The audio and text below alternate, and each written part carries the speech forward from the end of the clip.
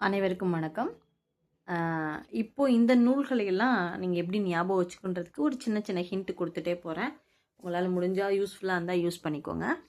இது எல்லாமே 10th புக்க பேஸ் பண்ணி ஒரு நூலு, அந்த நூலுடைய ஆசிரியர். இத எப்படி ஞாபகம் வச்சுக்கிறோன்றத பொறுத்து தான். இப்போ குறிஞ்சி மலர் அப்படின்னு சொல்லி பார்த்துட்டீங்க அப்படின்னா, குறிஞ்சி மலர் வந்து 12 வருஷத்துக்கு பூக்கக்கூடியது. அத நம்ம பார்த்தாவே நம்மளுக்கு சந்தோஷமா இருக்கும்ல. ஸோ குறிஞ்சி மலர் பார்த்த பார்த்த குறிஞ்சி மலர் பார்த்த. அடுத்து பார்த்தீங்கன்னா குறிஞ்சி பாட்டு. குறிஞ்சி மலரை தான் பார்க்கணும். குறிஞ்சி பாட்டு அப்படின்னும் போது எப்பயுமே குறிஞ்சி பாட்டு அப்படின்னா கபிலர் தான். அது நீங்க எழுதிக்கலாம். ஒரு 90% வந்து எல்லா குறிஞ்சி பாட்டையுமே கபிலர் தான் இயற்றியிருப்பாரு. நம்மளுக்கு அப்படிதான் வரும் இலக்கியங்கள்ல கூட. ஸோ குறிஞ்சி மலரை பார்க்கணும், குறிஞ்சி பாட்டு கபிலர். ஸோ வித்தியாசம் பார்த்துக்கோங்க. குறிஞ்சி மலர் பார்க்கணும்.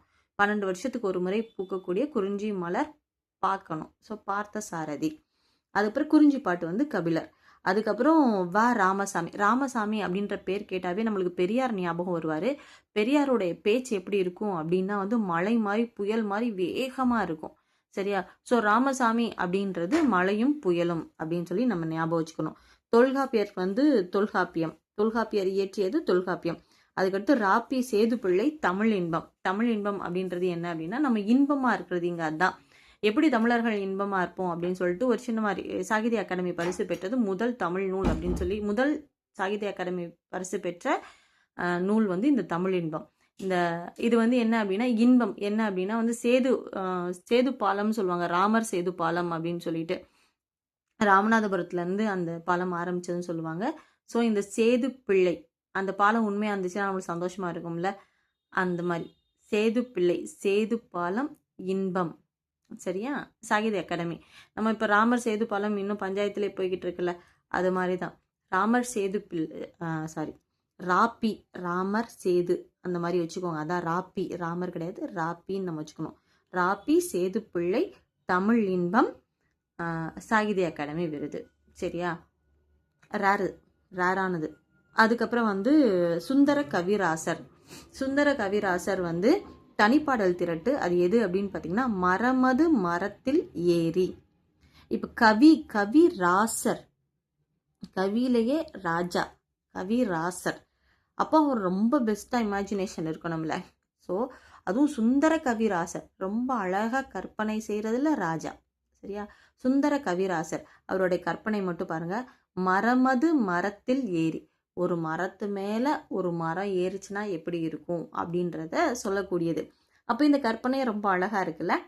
ஸோ அப்போ கவிராஜர்னு சொல்கிறதுல தப்பே கிடையாது. மரமது மரத்தில் ஏறி அப்படின்னும் போது இந்த கவிராஜர் பேர் இவருக்கு பொருத்தமான பேர். இதை நீங்கள் ஞாபகம் வச்சுட்டிங்கன்னா உங்களுக்கு சரியாக இருக்கும்.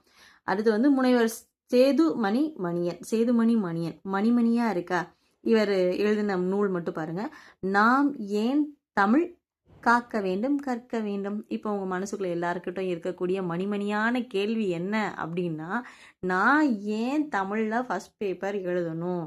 நான் ஏன் தமிழ் அந்த ஃபஸ்ட் பேப்பர் எழுதி தமிழில் நான் பாஸ் ஆகி நான் ஏன் தமிழை காக்க வேண்டும்? நான் ஏன் தமிழை காக்க வேண்டும் அப்படின்ற மணிமணியான கேள்வி உங்ககிட்ட இருக்குது பார்த்தீங்களா? அதுதான் இது. அந்த கேள்வி தான் இவருக்கு. அந்த கேள்விக்கான ஆன்சர் வந்து இந்த புக்கில் இருக்குது. ஸோ கேட்டுக்கோங்க. அதுக்கப்புறம் நீங்கள் இந்த ஆன்சரெல்லாம் தாண்டிட்டு நீங்கள் நல்லபடியாக தமிழில் பாஸ் ஆகி வந்துட்டீங்கன்னு வச்சுக்கோங்களேன், நீங்கள்லாம் ரொம்ப நல்லவங்க. தவறின்றி தமிழில் எழுதுவோம். தவறின்றி தமிழில் எழுதுனீங்க அப்படின்னா இந்த எக்ஸாமில் பாஸ் ஆகி தமிழ் மக்களுக்கு புரிகிற மாதிரி உங்கள் நோட்டீஸ்லாம் வந்து உங்களுடைய சர்க்குலர்லாம் வந்து தவறின்றி தமிழில் எழுதி வந்ததுன்னு வச்சுக்கோங்களேன், நீங்கள் ரொம்ப நல்லவங்க. ஓகே. அதுக்கடுத்து உதயசங்கர் பச்சை நிழல். இந்த உதயசங்கர் உதயம் அப்படின்னா சூரியன் ஒரு நாளைக்கு உதிச்சாதான் பச்சை பசேர்னு இலைகள் இருக்கும். அதன் மூலமா நம்மளுக்கு நிழல் கிடைக்கும். இதுதான் லிங்க். உதயசங்கர் பச்சை நிழல். ஓகேவா? கிளியரா? ஸோ சூரியன் டெய்லி உதயமாகணும். உதயமானாதான் மரங்கள்லாம் பச்சையாக இருக்க முடியும். அந்த பச்சை பச்சைன்னு இருந்தால் தான் நம்மளுக்கு நிழலும் கிடைக்க முடியும். ஸோ இது ஒன்றோட ஒன்றா ரிலேட் பண்ணி பார்த்துக்கோங்க. தேவக்கோட்டை அப்படின்னா என்ன அப்படின்னா வந்து தேவக்கோட்டை மூர்த்தி. தேவக்கோட்டை பக்கம்லாம் பெரிய பெரிய பங்களாக்கள் மாதிரி பெரிய பெரிய அரண்மனை மாதிரி வீடுகள்லாம் இருக்கும். இப்போ அந்த வீடுகள் எல்லாம் யாருமே, முந்தைய காலத்தில் அது ரொம்ப விசேஷமாக இருந்தது. இந்த காலத்துல எல்லாம் இப்போ தேவக்கோட்டையில் யாருமே இல்லை. அந்த அரண்மனை வீடுகளில் ஒரு ரூம் மட்டும் வாடகைக்கு விட்டுருப்பாங்க. சரியா? நம்மளுக்கு பார்க்கும்போது இவ்வளோ பெரிய பங்களாலெல்லாம் இவ்வளோ பெரிய அரண்மனை மாதிரி வீடு கட்டிட்டு இப்போ யாருமே இல்லாமல் போட்டிருக்காங்களேன்னு நம்மளுக்கு வருத்தப்படுறோம். அந்த வீடு கட்டினவங்களும் அந்த வீடு கட்டின பின்னாடி வருத்தப்பட்டிருப்பாங்க. சரியா? தேவக்கோட்டை வ மூர்த்தி பின் வருத்தம். ஓகேவா? திருமூலருடைய திருமந்திரம். திருமூலருடைய திருமந்திரம். இங்கேயும் திருவரும் இங்கேயும் வந்துடும். இது ஃபேமஸான நூல், அதனால் உங்களுக்கு பெருசாக சொல்லணுன்ற அவசியம் இருக்காது. பல பட்டடை சொக்கநாதர், பல ஒட்டடை சொக்கநாதர். சரி, கிட்டத்தட்ட சும்மா. பத்மகிரிநாதர் தென்றல் விடுத்தூர்.